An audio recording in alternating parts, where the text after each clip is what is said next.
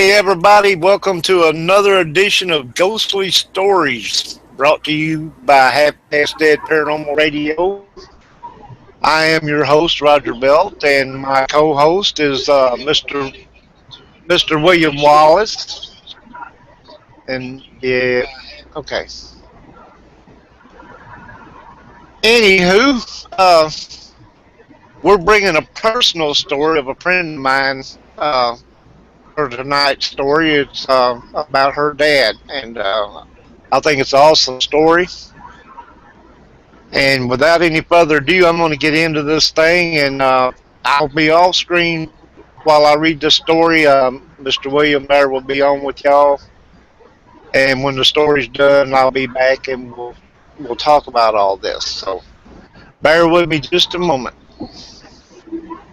I call this story Dad the Jokester, and it's by Mary Strickland. She's a good personal friend of mine. George Washington Strickland was a master welder, veteran of the Korean War, and earned 3 Bronze Stars, a National Defense Medal, and a United Nations Medal. He served in the Army and later the Air Force, where he worked on planes. After that, he worked 2 jobs at a time, providing a home and food for his family. Family was always important to him, including his sisters and brothers and nieces and nephews on both sides. He loved practical jokes too. Everyone was impressed with his many inventions, especially what he called his dune buggy. It looked kind of like a skeleton of an army jeep with Briggs and Stratton motor that at top speed would hit a whopping 5 miles an hour. Originally, it had a drive shaft that could bend and allow it to climb. Hold on just a second, everybody. I'm sorry.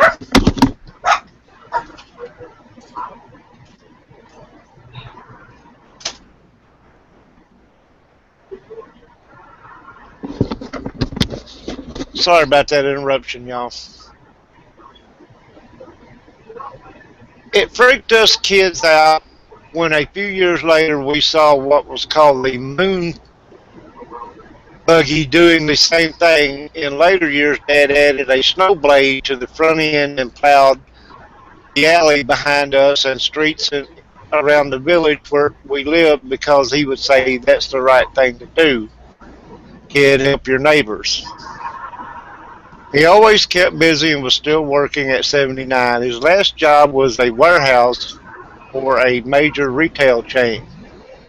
It was there at the company's employee health fair that he found out he had prostate cancer. He never liked doctors, and the family talked him into seeing a specialist. The doctor gave him treatments, and it looked like the cancer was beat. Friday, January 11, 2009, he called in at work and said he wasn't going to be there, which was odd for him. He took Mom, my daughter, and I to the bank and store for groceries. He wanted homemade hamburgers for supper. Everything that afternoon seemed to go so fast. And we got home late that day. He brought in the coal and wood while I was for everyone. By the time the food was finished cooking, he was sitting in his favorite chair by the TV waiting to watch WWF wrestling with us. I set Dad's food down on the table before him. He was still bundled up in his old gray plaid coat, neck scarf, and knit hat. He threw both legs over the side of the chair and reached for the plastic milk jug that he cut the top out of and used as the spittoon for his chew. Nobody ever saw the man without a pack of Red Men.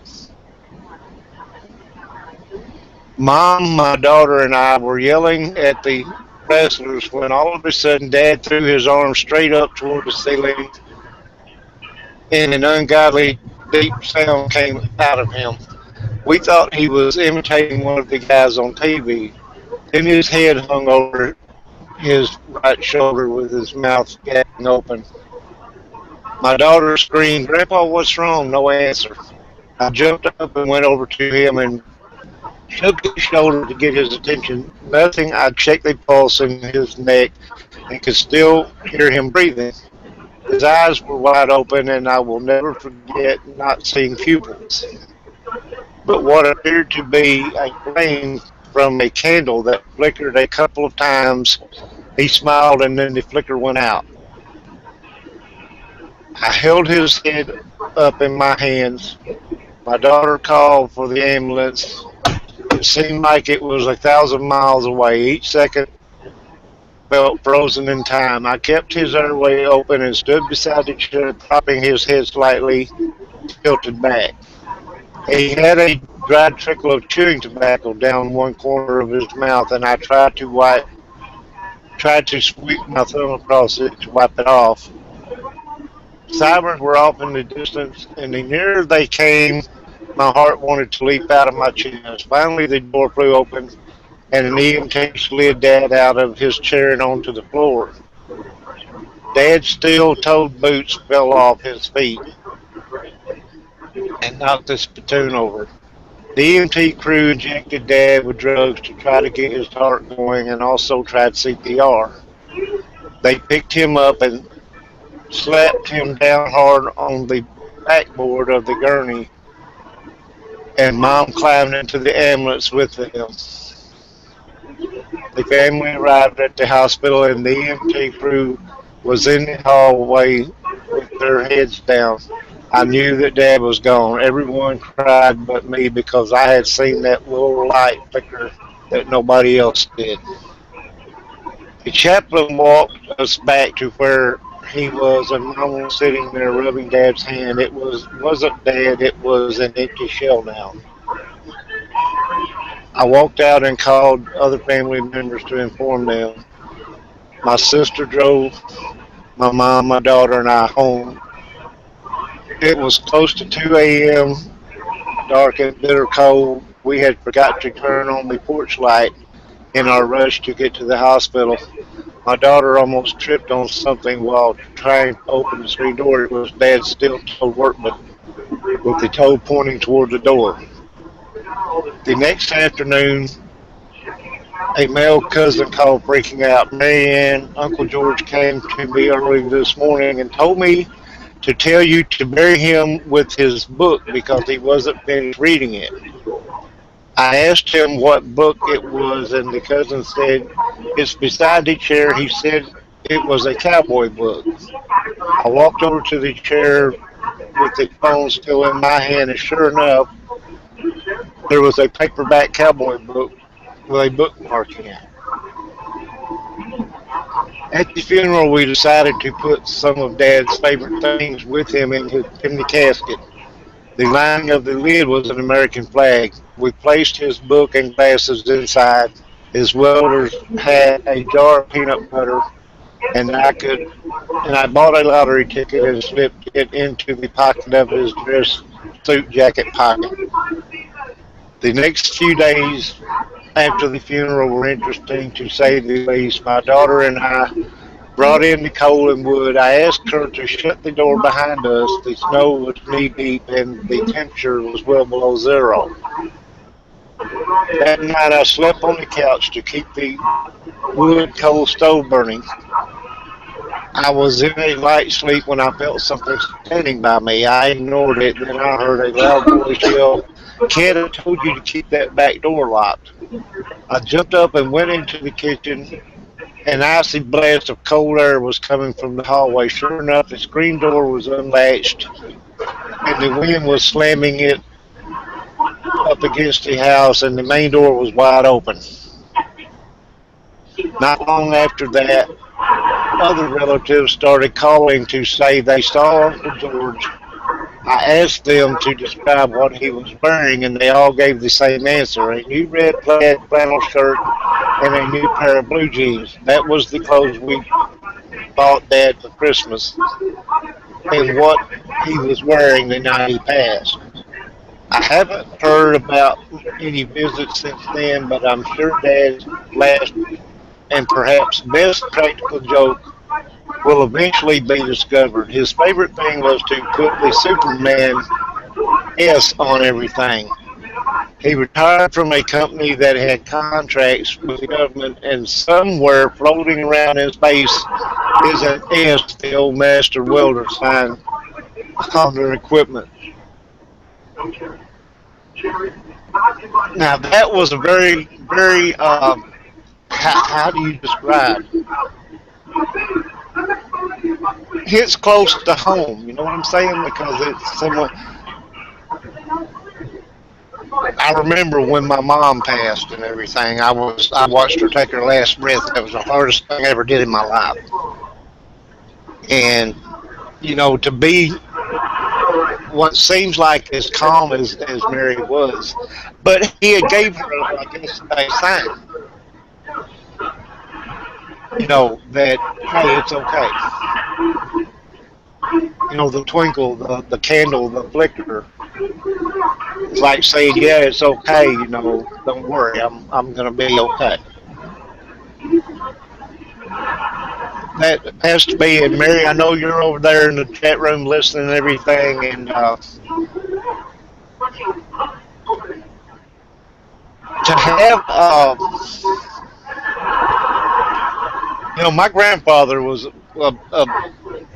he didn't play practical jokes, but he was always telling jokes, and he was always, upbeat and uh, it's it's hard when they go. And we found him. He had a massive heart attack in the middle of the night, and we found him sitting up in the floor. I guess he had felt sick, and he had uh, one of the big ice cream tub bowls that he had sitting between his legs to throw up in, I guess, and just went like that. And I remember when I went in there and found him, and I touched his shoulder, and I'll never forget what that felt like.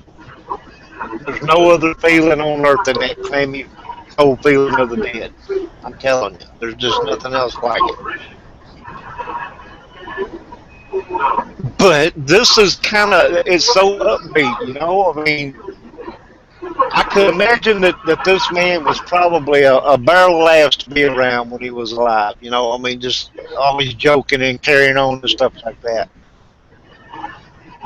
So, William, what's your take on all that? Well,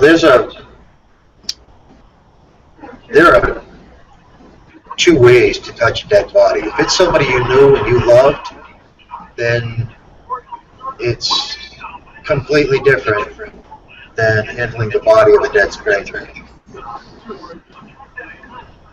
So when we read this story about her grandpa passing, and her description of him and how she felt about him and how he felt about them. He was always taking care of them. He was always doing what he felt was important. She was always very appreciative of his time. And at that moment that he passed, she was able to enjoy that might be what you consider misplaced, but she did actually enjoy that moment of, she found comfort in that moment when the eyes told her, I'm going to be okay, I'm going to take care of me.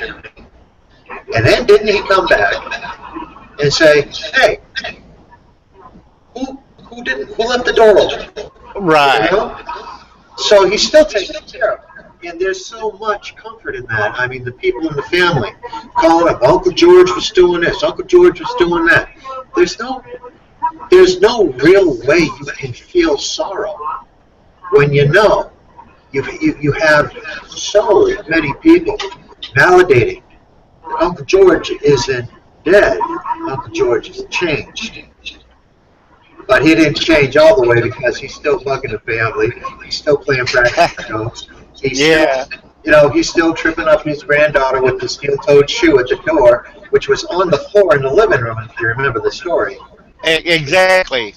Okay, so he's out there. He's doing stuff, and different religions put different time frames on this. Okay, and I'm going to go to religions with this because they're the ones who are the keepers of birth, marriage, and death. So they have been studying it for a long time. I believe it's the Hindu or Buddhist that say for 40 days a spirit stays on the earth in this plane, aware of this plane, doing the things that they still had to do, the unfinished business, and then they pass on.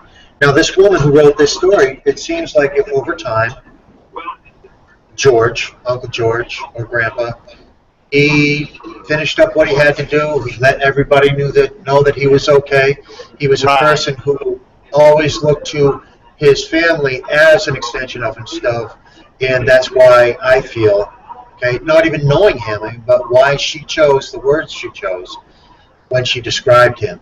You know, carrying two jobs, a hero in the Korean War, uh, uh, coming back, working in aviations, working here, there, and everywhere, and even at a diminished capacity when he was at an age when everyone else should retire. He was out there with his little pushy mower thing, okay, doing the driveways and helping people out. And his last day on earth, he called into work, said, "I'm not going to make it today." You know, he's just a man who had his life, knew what he was going to be in life, what he was going to do in life. So when he came back, he played just a little bit, and the last thing he had to do in life was make sure that everybody in his family knew, "I'm okay." Right. I Now, think it's that you brought up that he called into work that day, yes, which she said was very odd.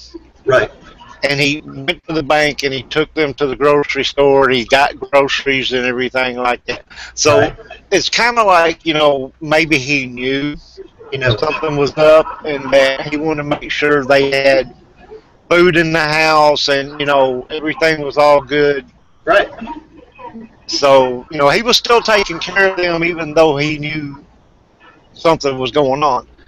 And, absolutely, when he lets her know about the back door being open, he's still taking care of them even though he's on the other side now. right. You know, And uh, at what point I wonder does a deceased loved one, and I know there's spirits out there that stick around and watch over their loved ones. They do it all the time. Uh, at what point do they feel like it's okay for me to go on now? They're going to be okay, uh, or do they need to tell them, hey, look, we're fine. You don't have to stay and watch over us, anymore. You can go on and do whatever it is you need to do, in the afterlife or whatever. well, I don't think that it's any different than you deciding that um, what you did today is enough to do. Okay, you got up, talked to your daughter, you talked to your wife, you took the dog out for a walk, you came back, you sat down, you did the things you had to do today, and sometime this evening you're going to go to sleep and say, "That's enough." Right? I'll do the rest of this stuff tomorrow. And I don't see why it should be any different. I don't know. I've always wondered, though, because a lot of times that will keep a spirit here if they're afraid that their loved ones ain't going to be all right. You know what I mean? Without them, they'll stick around. They'll stick around. When they really shouldn't. Well, seeing as I'm kind of an OCD kind of guy, I probably will be sticking around and sticking around and sticking around. Yeah, that's what I'm saying. They will. So I think that in most cases, I'm just guessing here, but I'm thinking that you need to let them know that it's okay. You can go. We're going to be fine. We're going to be okay. I, If you don't do that, and like you said in your case, you're going to stay there and stay there and stay there when there's other things that, and I don't know what people have to do once they cross, but I'm sure there's things that you have to do. You have to what's the word I'm looking for? Transgress into the next phase. well, I don't know. It sounds like you're describing the handbook for the recently dead from Beetlejuice. No, that reads like stereo instructions, man. So we have that one type of passing where, I mean, honestly, how could it have been more perfect for this man? This person, It was as good as it gets. I mean, I'm just gathering that his family was everything. You know what I'm saying? Right. And I kind of feel like it was a little bit of a joke. The whole boot toward the door thing. That was one of his little jokes. Like, Right. yeah, hey y'all, I'm in the house waiting. Come on in, Mm-hmm. or whatever, And I can picture a satellite floating around out there in space with a big Superman S on it. You know what I mean? Yeah. So That'd be a kicker. so you have an event that's documented by the family members, many family members. Okay, Right. at one time, and I'm sure they're not just calling up to jerk or chain. All right, this was a beloved man, and so they're calling up and they're saying Uncle George this, Uncle George that. She had her own personal encounters. Her daughter had an encounter. Okay, these things are all about him coming back, letting everybody know everything's okay.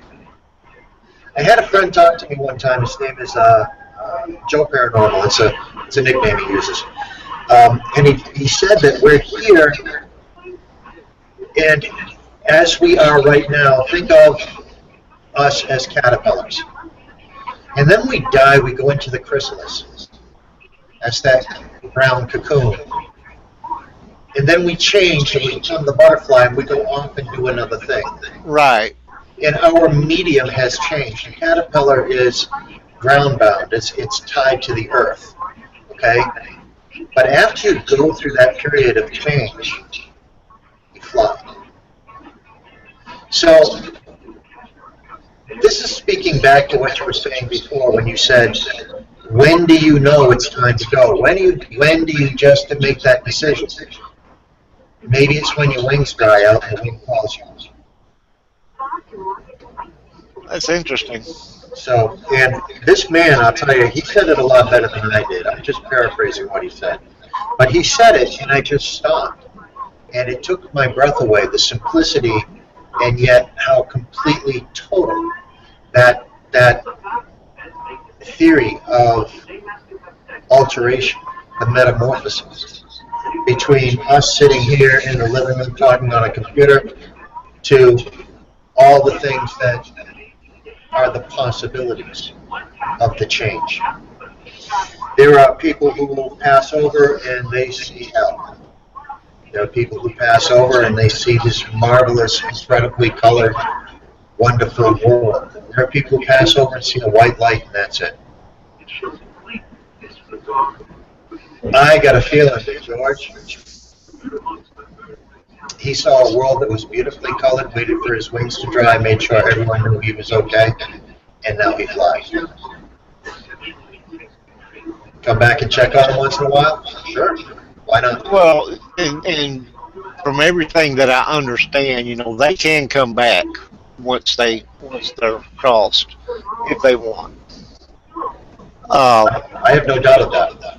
you know, why wouldn't you if you could go back and check on your family and stuff now and then? See how things are going.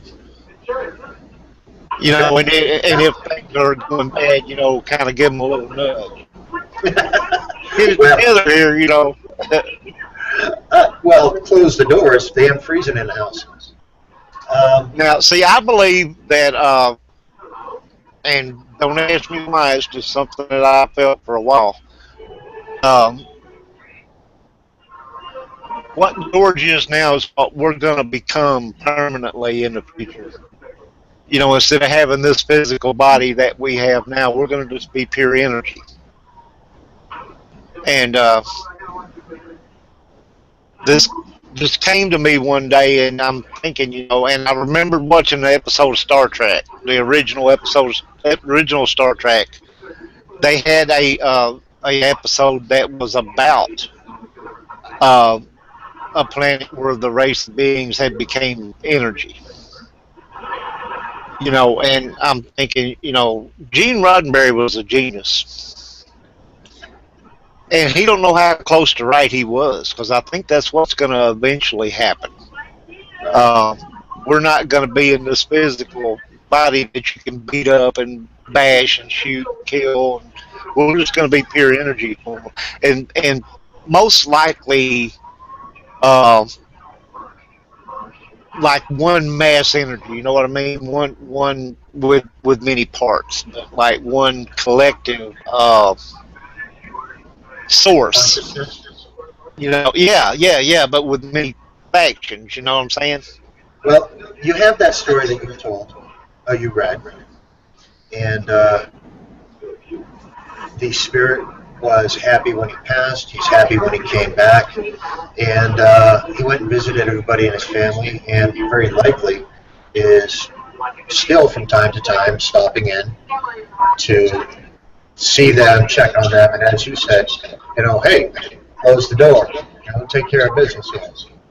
And that is just one of the ways that spirits have.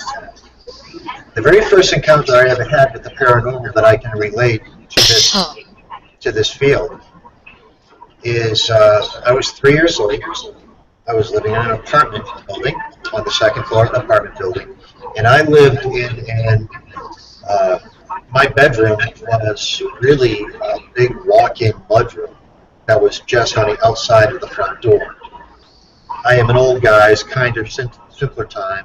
My sisters had a bedroom in the house. I had the bedroom that was right by the front door outside the house. And the stairs to the front door were always locked. So I was in the house, I just wasn't, there was a door between me and everybody else. My first, and remember, this I'm 3 years old when I'm relating this, so most of this is stories that were told by other people while I was sitting there growing up. And oh yeah, I remember bits and pieces of it. Like there's a moment during the course of the evening I see my mom and my Aunt Nancy. They just really, really scared. They're looking up at the ceiling and they're like, oh my God, who's up there? What's going on? But this is how the story goes. My mom comes into my room, snatches me out of bed, doesn't wake me up. She snatches me up. I wake up en route to my mom's arms. And she runs into the living room and slams the door behind us. Aunt Nancy is standing in the living room. She's got a butcher knife in her hand and a broom. Now, honestly, I don't know how effective the butcher knife is going to be, but I see my Aunt Nancy with a broom. She's hell on wheels. And my sisters are side by side in the overstuffed chair, the big chair. And my mom comes over, she throws me onto the lap of my two sisters. They're both 3 and 4 years older than me. So if I'm 3, they're 6 and 7 years old. And Mom grabs the knife out of Aunt Nancy's hands. They're watching the ceiling, and you can hear thump, thump, thump, thump going across the ceiling. Okay. Now this is kind of a classic ghost story, in that Aunt Nancy and Mom, they get tired of waiting downstairs. They go upstairs and they do that stupid horror movie thing. And they go up to the third floor and open the door and look to see who's in there. And of course nobody's there. And they come downstairs. And before they even get back into the house, you hear the thump, thump, thump of somebody walking on the stairs again. My dad comes home. See, the bars close at 1:30, so he comes home at 2. And he listens to these two frightened women who are talking about this. Somebody's walking around upstairs, my father's laughing, and then the footsteps go back and forth again. So my father goes up there, and he comes back down a couple of minutes later, and there's nobody up there in the other walking. Well, as I said, classic ghost story. Everybody winds up sleeping in my parents' bedroom that night. My dad calls up the landlord first thing in the morning, goes next door and borrows the phone. Calls up the landlord comes down and tells him, well, this is the anniversary of the guy who hung himself. And ironically enough, My parents' bedroom is here. The doorway was one of these sliding doors that are on the trundles. The ones Yeah. that slide into the wall, and the footsteps would go upstairs from the living room into the bedroom, into the living room, into the bedroom. While upstairs, the floor was laid out the same way. Um, and those two trundle doors that are on the third floor were where he poked a hole in the wall, put a rope up, and hung himself. Now, the reason this story ties into what you said before is we talked about George. George died about as happy as you could get, and he came back to see his family, and as as sad as his passing is going, I would like to you to understand. I'm not sad for George. I'm sad for his family who only have George in their life, but I'm not sad for George. This gentleman who hung himself on the third floor of this house on Boston Street, Fitchburg, Massachusetts, he did not have that kind of a passing. So there are two things that are going on here with these two stories. One, George came back very friendly, met with, talked with, settled old accounts, talked to people, married in some nice clothes, had his Christmas clothes on, okay, goes and visits his family members. Then there's the unnamed man who was on the third floor suicide, who has to come back every year And relive it. and relive it time again. And both of these are people who died in houses, both male, and I can't see any other similarities. Okay, so Well, how do you pass? And this goes back to, I told you that there's a difference between touching a loved one who's died or dying and about to die, and touching a stranger who's dead are two different things. And I think that variable is much higher than two. I think the variable is like hundreds of different ways to go. You can go friendly. You can go surrounded by loved ones. You can go surrounded by strangers. You could die and nobody ever knows where you're buried. Nobody ever knows you're even dead. How many times? Right. How many times have you looked at the news to see postman goes to door and sees if anybody's okay because he's been delivering mail to this place for 2 years and nobody's ever picked up anything in the mailbox. Come to find out, there's a guy who was sitting there feeding his cats with his body. You have the people who have died with and have moved on, and you have the people who have died and can't come to grips with it. And so all the things we can only suppose. But when you say that there is a desire for all of us to pass through that Gene Roddenberry scenario, where we become a collective consciousness, we become a hive mind. You also have to take into consideration these guys who committed suicide and every year come back to walk the earth for no reason other than they can't get out of that loop. That's part of the hive mind too. You can't get the good, the evil. When you pass, you pass. Do you pass happy? You pass sad? Is that what you're going to be stuck in for the rest of eternity? There's two ways to look at the suicide thing. You know, as far as why they would come back every year and relive this thing. Mm-hmm. One would be that at that last second they changed their mind, but they couldn't stop it. Okay. And two would be because in the order of things, you know, taking your life is wrong, and that maybe that's your way of paying for what you did. So You come back every year and you relive the whole torture and torment and the pain and everything. right. Whereas, in George's case, he probably went a happy man. You know, I, I think he was at peace when he went. He was at peace with himself. right. There you go. And then the suicide victim on the other hand, they got the rope around their neck, they got the chair underneath them and everything, and they're like they kick the chair and like before that rope ever snaps, they're like, oh crap, wish I hadn't done that. You know, uh, That's the ultimate oops. yeah, exactly. And I'm not trying to make fun of them by no means. I'm just saying, they decide at the last second when that chair comes out from under them before that rope snaps. Wished I hadn't did that. I had a chance to walk back into that house when I was in my mid-30s. And I spoke to the man who lived on the second floor. I told him I used to live in this very apartment when I was 3 years old.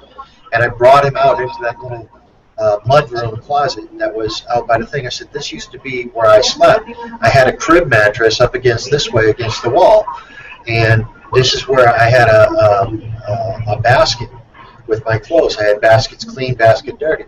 And he's like, you never lived here. I said, yeah, I did. I says, this is where the guy walked around upstairs on the third floor. He stopped. He said, what do you know about that? Yeah. So his mom owned the building. So it was one of the, hey, don't tell mom she bought a haunted house. When you think about all the different ways people die, you got to wonder what, you know, um, they die, they're content, they're ready to go, or they're all their things are in order and they're ready. Right. Then you got the suicide like we talked about, where they might have thought they were ready and then decided, oh crap, I done messed up.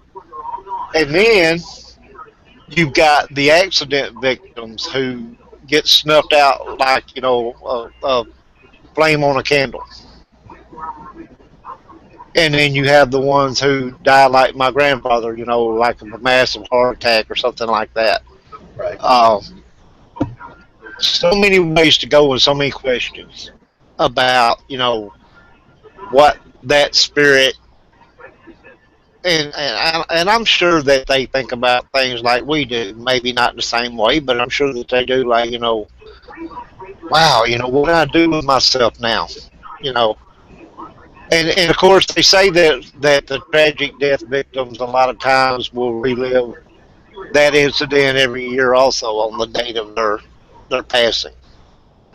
We have one here local that the and you have a lot of ladies in white dresses, but this lady, her and her husband had just gotten married and everything, and they had a wreck on their way from Trenton to Union City, and he died instantly in the car. She didn't die instantly. She got out of the car, and she was going across the field there, and she passed. And so that's where her body was left, was like in the field.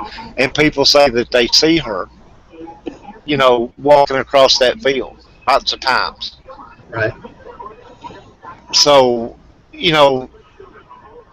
how many cases can you say, maybe that's where residual hauntings come from? Tragic deaths, suicides. I wouldn't know what else exactly to put in that genre of things, but and then of course, like I said, you have the ones that maybe they're worried about their loved ones ain't stable and they don't want to leave until they're sure that they've gotten things worked out and they're doing okay. And those are the ones that aren't around permanently. They're like we talked about, they're around for a little while, they make sure things are good, and then they go. What about all these ones that create your residual? You gotta wonder what were they thinking at that moment when they realized, or in some cases they probably don't even know that they've gone. But I mean, the ones that do know, they're like, well, I figured out one thing: there is life after death. I think Okay, I think now anybody who wants to say that they are interested in the paranormal have to admit to themselves that there is an unexplained existence other than this one. It's not the religious life after death, wings, clouds, harps, halos, horns, brimstone. It's not this, but it's not over. you got a lot of people listening to stuff like this, and they're sitting around with their tinfoil hats, going, "Not listening, not listening." Yeah. But I try so hard, Roger, to stay away from it. But unfortunately, when we talk about paranormal, we talk about the places where religion has ruled the earth for these 3 times in our lives. At birth, we want our children to have every chance in the world to survive today. I mean, as a parent, you just, no matter what it is, you just want your child to survive one more day. You'll do anything if your children will be able to survive one more day. right, And so you bring him to the priest. He says a couple of ominous dominuses. Maybe he waves a drum, takes a rattle, shakes it at him. I think that's maybe where baby started playing with rattles because priests dips his finger in the rattles holy at. water and does a little cross Yeah, on he the does. drink, and Okay, you boil and water them and say, okay, you're good for 8 years, then come back. we'll check you on your communion. You have to learn the basics of this religion or that religion, and every religion has it. There's a coming of age ceremony, and there is from child from infant to child. There's a ceremony. From child to adult, there's a ceremony, and then there's a ceremony to say, I'm going to bring my new life partner into this religion. So that's a book. So the 2 times so far: birth, marriage contracts.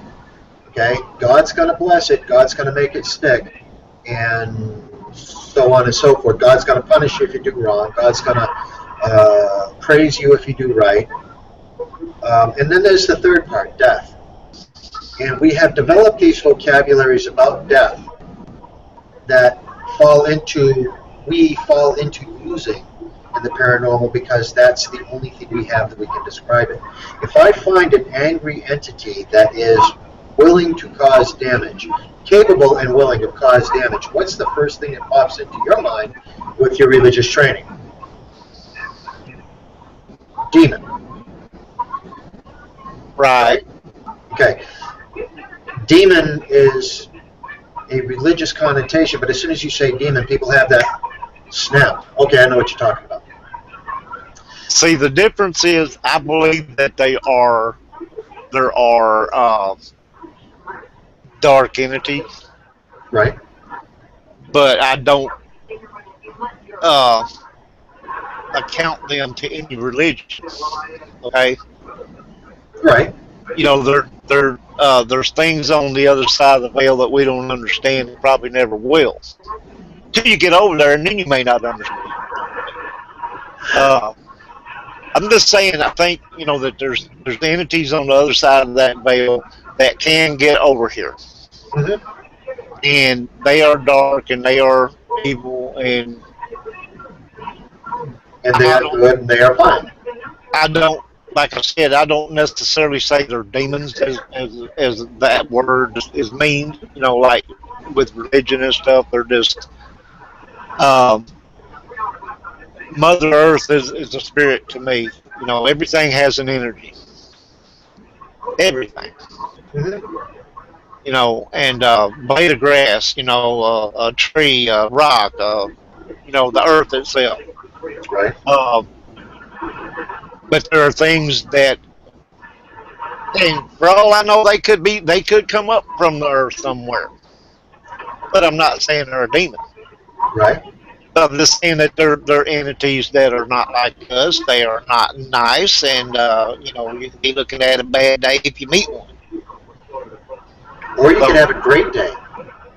Or you, no, because you could have a great day. Because as we have spoken earlier, okay, in other shows and other time that you and I have had chatting, we have established that there are places in the world that you sit down and you breathe. The micro energy yeah, conversation we yeah, had before.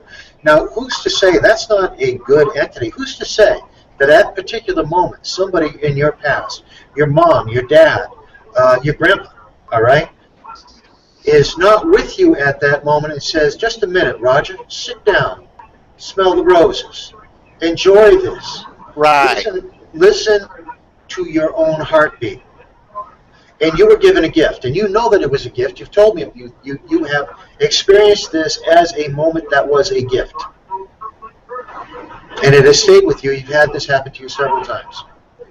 Now, you have also, as we've discussed, had moments in your life when you or somebody close to you has been scratched, attacked, made to feel sick, the vertigo, the sweating. I can't. You talked to me about this. You were in that church that you were about a couple months ago.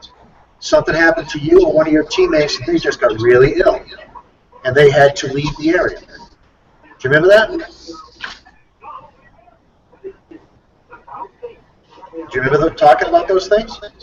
Oh man, we've talked about so many things. Okay. Well, my point is that we watch the evening news, and the evening news doesn't put out there. A homeless man buys children ice cream with his last dollar. Okay. You see a homeless man beat by thugs, knockout game. We talk about the terrible things, right? We don't talk about the good things. But if you're going to suppose that there is an entity that is strong enough to harm, you also have to accept the premise that there are entities that are able to do good as well, that are able to and I'm going to use a religious word, but they're able to bless you with that feeling of euphoria, just as much as they can. Not those specific entities, but other entities can bless you with pain, anger, angst, and sickness. It's the hope that was in the bottom of Pandora's box. Okay? Right. Of all the people that you have known that have passed, George seems to have had probably the very best passing ever. Okay? I could not think of a better way to go. Called into work, said, okay, I have done what I do every day of my life, and I am happy with my accomplishments. I'm going to go to the store. As you said, I'm going to go to the store, buy some supermarket, go to the supermarket, go to the bank, take care of everything I need to do, sit down, have the meal I want to eat. This homemade hamburgers, but have it all set there. I've got my daughter, I've got my granddaughter, I've got my great-granddaughter, I got my son-in-law. I'm looking around here. Everything is good. I got wood in the house. I got coal in the house. I got food in the house. Goodbye. And I got WWL. And Dave, well, okay, I'm not really a big raw So fan, I'm just saying in that but I'm situation, sure. you know, I'm got sure. everything I want, I'm ready. You know, Okay. so And he has this wonderful passing, and he comes back with this positive energy. See? Now you have these other people, okay, this woman who, she's on her way to her honeymoon. She is on her way to something that every moment of her life has brought her to this moment. I am about to start my adult life with my life partner. We're going down the road. Bam, he's dead. Oh my God, he's dead. I'm going to go for help. And she dies in the field 100 foot away from the car. and there's not actually a ghost attached to this one, but Well, there I is had and a there isn't. friend. I had a friend who married, and on her way to work the next morning, she got hit by a truck. Oh my. And yeah, like the next day after she got married. So I'm sure there's probably uh, every time I go through that intersection, I do feel weird. Mm-hmm. You know, I mean, I go through that intersection. I went through it today on my way to my doctor's appointment. Right. So, I go through there all the time, and every time it never fails, I get a weird feeling when I go through that intersection. Okay. So I know there's something still around there. So Uh, here's a challenge for you, Roger. 3 o'clock in the morning, no traffic around, no nothing going on. You go to that intersection with your little gadget. You know that gadget you have right. that ghost box thing where I hate I that. don't like. I hate that noise. Okay, or you go there with your little multimeter with the thing that flaps up and down, or Yeah. don't wear your backpack, okay, because you'll scare Slimer away. But go there, just you, relax, remember her, remember the good things about her, and see if she's there. And if she's there, get the EVP, okay, to validate what you're saying. And then she had a religion. She was just married. Did she have a religious preference? Baptist, Methodist, Catholic, whatever. Get a representative of that religion to meet you down at the corner. Play the EVP for the preacher, priest, deacon, whatever, and ask the deacon to allow her to head towards the light. Now, the next time you go through there, after you do that, if you get a nice warm fuzzy feeling and a big smile on your face, you did something that's going to keep you from getting that creepy feeling. Right. The only problem with that is Dresden's Finest would probably have a problem with me being parked there at 3 o'clock in the morning going, "What are you doing?" Well, I'm looking for a ghost. You don't know. You don't know unless you try. What are they going to do? What's that in your hand? It's a phone. It's an EVP box. You hear that static? Yeah, that's driving you crazy. You hear that voices in there? That's ghost talking.